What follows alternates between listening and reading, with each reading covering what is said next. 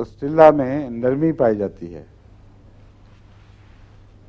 ایک دفعہ ایک مریض میرے پاس آیا ڈاکٹر سندھ سے، ربا میں پرانی بات ہے، اور بے حد ہی شرمایا ہوا، سر نیچے کیا ہوا، بات پہ رونا بھی آ جاتا تھا.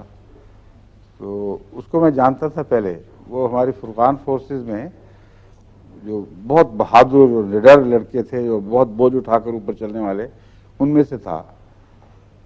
تو اس کی شہرت تھی کہ بڑا بہادر لڑکا ہے اور بہت وزن اٹھا کے خطرے کی جگہ جاتا ہے. اس کی یہ جو حالت دیکھی تو میں نے کہا یہ اس کو کیا ہو گیا ہے. میں نے اس سے پوچھا تو بہت بیچارے نے شرما کے ڈرتے ڈرتے بتایا کہ مجھے ایک ہومیوپیتھ لڑ گیا ہے. میں نے کہا ہومیوپیتھ کی طرف لڑ گیا؟ کہتا ہمارے گاؤں میں ایک نائی ہومیوپیتھ بن گیا ہے. پہلے اچھا بڑا نائی ہوا کرتا تھا، اب اس نے ہومیوپیتھی اختیار کر لی ہے. اور میں اس کے پاس گیا، میں نے کہا ذرا مجھے کچھ ٹونک دو، طاقت نہیں ہوا. اس نے لائکوپوڈیم CM 1,00,000 کی مجھے دی.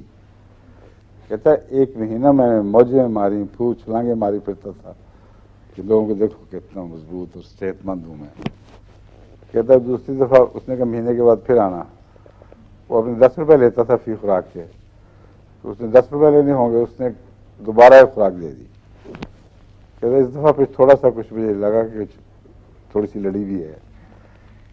اور تیسری دفعہ جب لی تو ایک دم کلیپس کر گیا.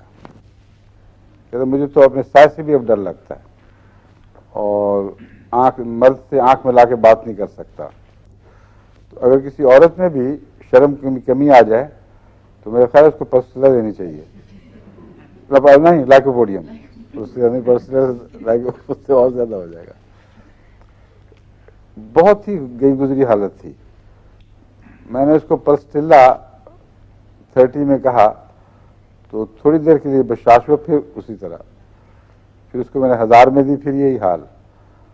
پھر میں نے 1,00,000 میں پلسٹیلا دی اور اللہ کے فضل سے بالکل ٹھیک ہو گیا. پھر کبھی ضرورت نہیں پڑی. اب پلسٹیلا مجھے یاد نہیں تھا کہ لائکوپوڈیم کا کوئی اینٹیڈوٹ ہے، میرا خیال ہے نہیں لکھا ہوا کتابوں میں. لیکن چونکہ مزاج سے واقفیت ہے، اگر ہومیوپیتھ کو مزاج سے واقفیت ہو تو یہ دیکھے بغیر کہ وہ کسی دوا کا اینٹیڈوٹ ہے کہ نہیں، جو علامتیں آپ کو دکھائی دیتی ہیں اس کے مطابق دوائی دیں. یہ مثال میں دے رہا ہوں.